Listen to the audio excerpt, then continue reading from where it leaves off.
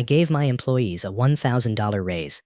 Then my landlord raised their rent by $1,200, so I moved the entire company. I had just given everyone at the company a $1,000 raise. I announced it during our Monday morning meeting. The moment the words left my mouth, the room erupted. People were clapping. Some were laughing. A few of the newer employees looked genuinely stunned. For most of them, that extra $1,000 a month wasn't pocket change. It meant groceries without checking the bank balance first. It meant catching up on bills. It meant being able to breathe. I stood at the front of the conference room, watching my employees celebrate. And for the first time in months, I felt like I'd done something that really mattered. Then the cheering had barely died down when Simon, my assistant, walked over holding his phone. Marcus, his expression had changed. What? You need to see this. He turned the screen toward me. It was a post from Tabitha Reynolds. Tabitha owned nearly every apartment and rental property surrounding our business park. Her post was short. Starting this month, all residential rents increase by $1,200. New rate, $3,200 per month. I stared at it. Then I looked at Simon. She can't do that. Apparently she thinks she can. I walked out of the conference room and called Tabitha. She answered on the second ring. Marcus, honey. What is this? I didn't bother with small talk. When you were begging me to move my company here, we agreed to a fixed rental rate for my employees. $1,000 a month, no sudden increases. She laughed. Times change. You raised the rent by $1,200, the same day I gave my employees a raise. That's a coincidence. A coincidence? Marcus, this district is booming. You know that. I looked through the glass wall of my office. She was right about one thing. The district had exploded. When I'd first moved my company there, it had been practically empty. Now dozens of suppliers had offices nearby. Restaurants had opened. Delivery companies had expanded. Other technology firms had moved into the area because they wanted to be close to us.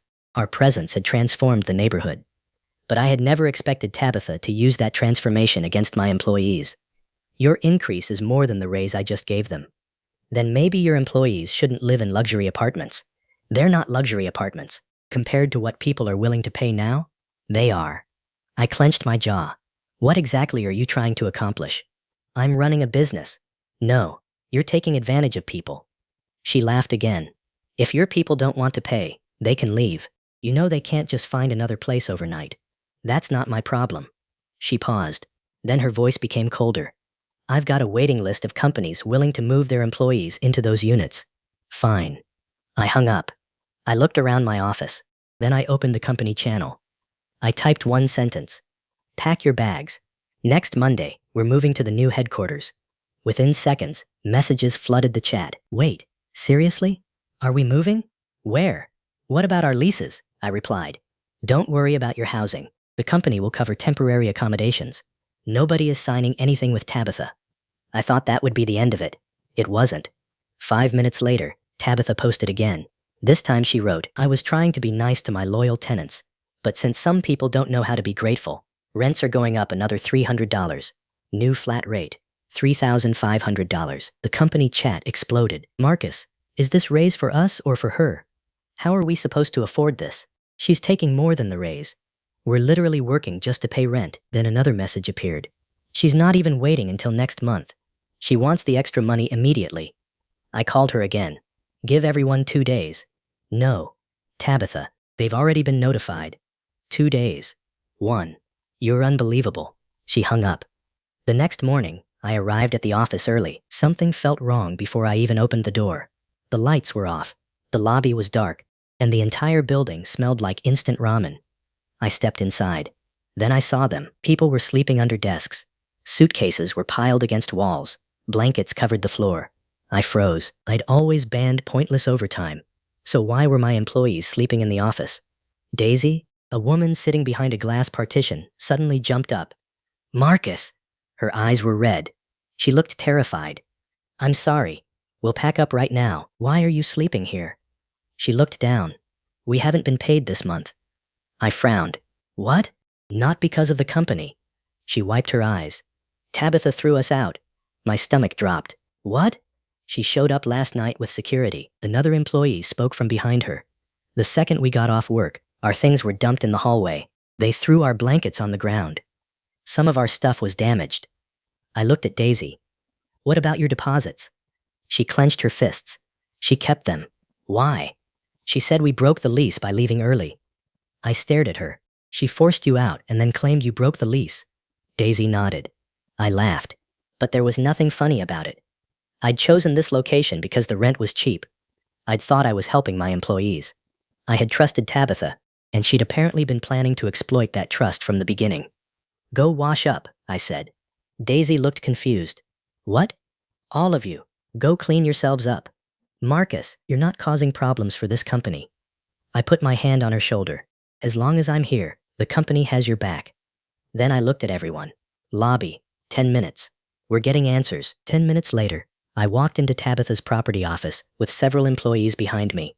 She was sitting on a leather couch drinking coffee. When she saw us, she smiled. Well, well, she stood. Marcus is here to start a riot first thing in the morning. I'm here because you threw my employees out. I'm following the contracts. They couldn't pay because you changed the rent without notice. She shrugged. They're adults. I dropped a stack of lease agreements onto her desk. It says right here, fixed rent. She leaned forward, then smiled. Did you read the fine print? I looked at the contract. The landlord reserves the right of final interpretation. Exactly. That's not what we agreed to. Agreements change. She stood and walked toward Daisy. If you're broke, don't rent. Daisy's hands started shaking. Go sleep on the street. That's free. I stepped between them. Back away from her. Tabitha's smile disappeared. Then she leaned toward me. You want the apartments back? I said nothing. Fine. She smiled. Get on your knees. Daisy gasped. Apologize 3 times. Beg me. She looked at the other employees. If I'm feeling generous, maybe I'll give your little losers 10% off. Min because mo mean. I laughed. Not because it was funny. Because I'd finally realized there was no negotiating with her. I grabbed Daisy's arm. We're leaving. As I turned, my foot caught on something. A security guard had stuck his leg out. I went down hard. My knee slammed into the tile. Marcus! Daisy rushed toward me. Tabitha laughed. Oh, Marcus. She looked down at me. You didn't have to get on your knees that fast. The room went silent. I slowly stood. My knee was already throbbing. She continued. Those apartments were rented this morning. To whom? Employees from the other technology companies. At $3,500. $3,500. She smiled. People are begging for them. Then several people walked out of the back office. One woman looked at us. So what if we rented them? Daisy stared, then whispered, Marcus. What? That's her cousin. I looked at the woman again, then at Tabitha. It clicked. The fake tenants, the sudden demand, the supposed waiting list. Tabitha had hired her own family to pretend to be desperate renters. She was creating artificial demand so everyone else would panic. Tabitha didn't even try to hide it. Get these people out. Security grabbed us. As we were pushed toward the door, Tabitha called after me, Enjoy your new headquarters. I turned around. You have no idea what you've just done. She smiled. I know exactly what I've done. I walked out. By the time I returned to the office, my knee was swollen and purple. My phone started ringing. Managers, one after another. Marcus, she's lost it. What happened? She posted notices in every building. What notices? Everyone has to sign a 1-year lease today. I sat down. How much? 6 months deposit, up front. I stared at the ceiling, and if they don't sign, anyone who hasn't signed by Monday gets evicted. I opened the company-wide channel. Do not sign anything. We're moving Monday. The company will reimburse temporary housing and hotel expenses. Nobody is losing their home because of this. A few seconds later, Simon burst through my office door. He looked pale. Marcus. What? We have another problem.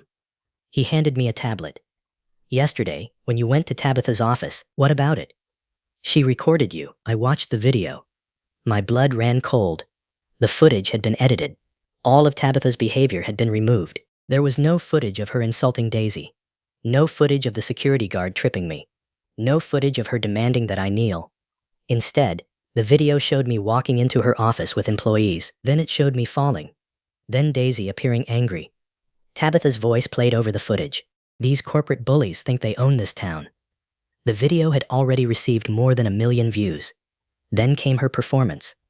I'm just an honest landlord trying to adjust rent to match the market. She pretended to cry. This man brought dozens of people into my office and threatened me. The comments were brutal. Greedy corporate scum. Boycott his company. Rich CEO abusing local landlords. The stock market hadn't opened yet, but our public relations team was already calling. 2 major partners had paused negotiations. I put the tablet down. She wasn't just trying to squeeze my employees. She was trying to destroy my reputation. Get legal. Simon nodded. Already calling them. Gather everything. Everything. Every lease, every message, every payment record, every security camera recording we can get. I looked at the screen. She's made one mistake. What? She thinks the internet is permanent. I leaned back. It isn't. People change their minds, and when the truth comes out, they'll change it again. Then I called facilities. Is the new headquarters ready? Fully inspected. Utilities? Connected. Servers? Ready. Furniture? Delivered. I smiled. Call the movers. When? This weekend. What about Monday? We won't be here Monday. The move began that night. Quietly. No announcements. No social media posts. No press release. Just trucks. Servers. Computers. Furniture. Documents. Everything. By Saturday evening, almost the entire company was gone. On Sunday, I walked through the old headquarters. It was strangely quiet. The building, that had once been full of laughter, was empty. I wasn't sad. I was relieved. Then my phone buzzed. A message from Tabitha. See the video yet, Marcus? Another message followed. How does it feel? Then a screenshot. It was my company message telling employees not to sign new leases. She had someone inside the company. I smiled. She thought she knew what we were doing. She didn't. A few minutes later, Tabitha walked into my office. Really thought you could pull a rent strike on me? I didn't answer. She placed her phone on my desk. Since you want to play games with your employees' housing, let's talk about your corporate lease. Careful. She smiled. You remember when you first arrived here? Yes. You were clueless. I remember. Who do you think handled all the government paperwork? I stared at her. I locked up the master lease on this entire plot before you even arrived. My stomach tightened. What are you saying? Your corporate lease is with me. I sat back. She tapped the desk. Starting next month, your corporate land lease goes up 80%. From 100,000 to 180,000? Correct. And you want the difference for this month too? 80,000. I laughed. That's extortion. She shrugged. It's business. You can't just change a contract. According to you, agreements are agreements. She smiled. Unless they're inconvenient. I stared at her. She thought she'd won. You built this office building with your own money, she said. Yes. So what are you going to do? She laughed. If you stop paying, I'll put another company on the land. You can't. Try me. She stood. I'll see you Monday. I said nothing. She walked away smiling. That evening, Tabitha posted a picture from a luxury resort.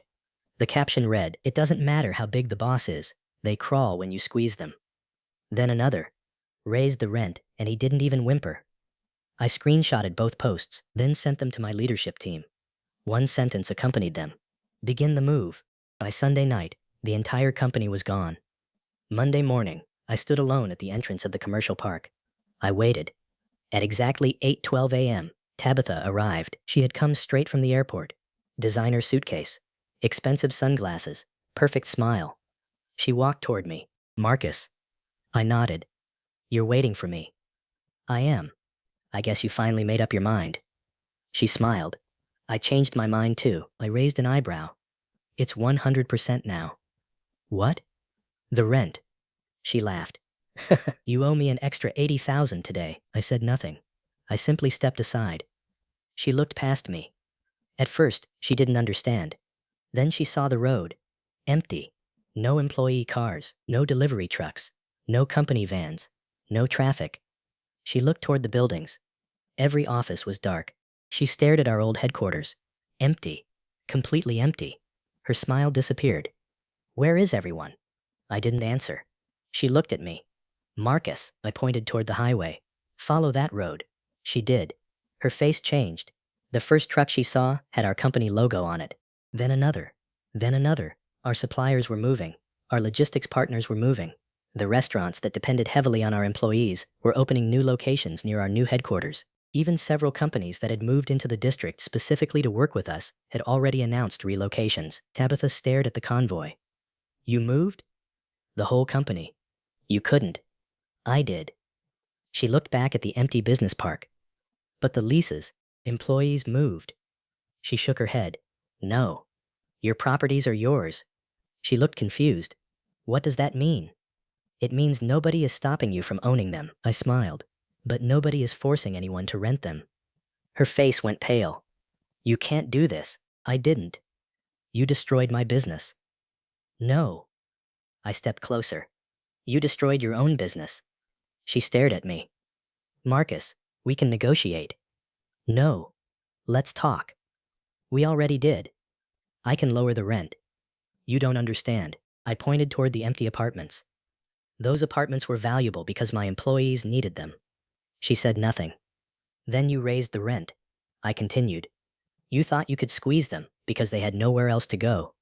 I shook my head. You were wrong. She looked toward the convoy again. You moved everyone. Yes. And the suppliers. Most followed. The other companies? Several followed. The restaurants, most of them are already opening locations near us. Her expression collapsed. Then her phone started ringing. She answered. Hello? She listened. Her face changed. Wait. Another call. Then another. Within minutes, her phone wouldn't stop. Property managers, tenants, business owners, real estate agents. Everyone was calling. One of her apartment managers approached us. Tabitha, what? We have cancellations. How many? 23. She swallowed. 23. Actually, he looked at his phone. 47. Her eyes widened. Another manager called. 72 units. She stared at the phone. The fake demand she'd created had disappeared. The tenants she thought were desperate weren't desperate anymore. The companies she thought she controlled had alternatives. And the man she thought she could squeeze had already walked away. Then Simon arrived. He handed me a folder. Legal sent this. I opened it. What's that? Tabitha asked. I looked at her. Your video. Her expression changed. We recovered the original footage from the building's security system. She went silent. It shows your security guard sticking his leg out. Another page. It shows you telling Daisy to sleep on the street. Another. It shows you demanding that I kneel. Her face turned pale, and we found the messages showing you instructed your cousin to pretend to be a prospective tenant. She took a step back. You can't prove that. Simon held up another document. Bank transfers. I looked at her. Apparently you paid her. She didn't answer. The defamation lawsuit is already being filed. Her voice cracked. Marcus, I closed the folder. You wanted to play business. I did. Then this is business. She looked at me. You're really going to destroy me? I shook my head. No, I'm not destroying you. I pointed toward the empty buildings. You did that yourself. For the first time since I'd met her, Tabitha had nothing to say. But the story didn't end there. Over the next several weeks, the truth came out. The original footage spread online. The edited video was compared with the unedited recordings. People saw what had really happened. They saw the employees sleeping in our office. They saw their belongings dumped into the hallway. They saw Tabitha's security guard trip me. They heard her tell Daisy to sleep on the street. They discovered the fake tenants. And then they found the rent notices. The public opinion reversed almost overnight. The same people who had called me a corporate bully were now demanding answers from Tabitha. Her landlord business collapsed. Tenants left. Companies withdrew. Properties sat empty. The very district she'd bragged about controlling became one of the biggest problems she'd ever created for herself. Meanwhile, our new headquarters exploded with growth. Within 6 months, we had hired more employees than we'd had before the move. And I never forgot what had happened. The first thing I did was establish an employee housing assistance program. Nobody working for my company would ever again have to choose between rent and groceries because of a sudden housing crisis. I also reimbursed every employee for the deposits Tabitha had kept. Then I did something unexpected. I didn't buy any of Tabitha's properties. I didn't try to bankrupt her. I didn't celebrate her downfall. I simply walked away because revenge wasn't what mattered. The lesson was, a few months later, Tabitha requested a meeting. I almost declined, but I agreed. She walked into my new office, looking completely different. No designer suitcase. No smug smile. No expensive sunglasses. Just exhaustion. She sat down. I was wrong. I said nothing. I thought because I owned the property, I controlled everyone. I nodded. You did. She looked surprised. But you forgot something. What? People can leave. She lowered her eyes. I know. And once they do, ownership doesn't mean what you think it means. She nodded slowly. I lost everything. You lost a business model built on people having no alternatives. She looked at me. Would you consider moving back? I almost laughed. Why? I'll give you the old rent. No, I'll give you half. No, I'll give you the original rate. I shook my head. Tabitha, the problem was never the price. She stared at me. It was trust. She looked down. I continued. Once you showed my employees that you were willing to hurt them to make more money, there was no contract you could write that would bring that trust back. She nodded, then stood. Before leaving, she turned around. Do you hate me? I thought about it. No. She looked surprised. I don't have time to hate you. Then I smiled. I have a company to run. She walked out. I watched her leave through the glass doors. Then I turned back toward my team. People were laughing. Working. Living. The company was bigger than it had ever been. And that morning, I walked into the conference room. Everyone, I said. The room quieted. I have an announcement. Daisy smiled. What did you do this time, Marcus? Mia. I laughed. Nothing dramatic. I pulled out a document. Starting next month, we're increasing everyone's housing allowance. The room erupted. Daisy stood. Seriously? Seriously. She laughed. Then someone shouted. How much? I smiled. Enough that nobody ever has to sleep under a desk again. Everyone cheered. And as I looked around that room, I realized something. The biggest mistake Tabitha made wasn't raising the rent. It wasn't keeping the deposits. It wasn't lying online. It wasn't even threatening my company. Her biggest mistake was believing that because she owned the buildings, she owned the people inside them. She didn't. Nobody does. Employees can leave. Customers can leave. Partners can leave. Tenants can leave. And sometimes, the strongest response to someone abusing their power isn't to fight them.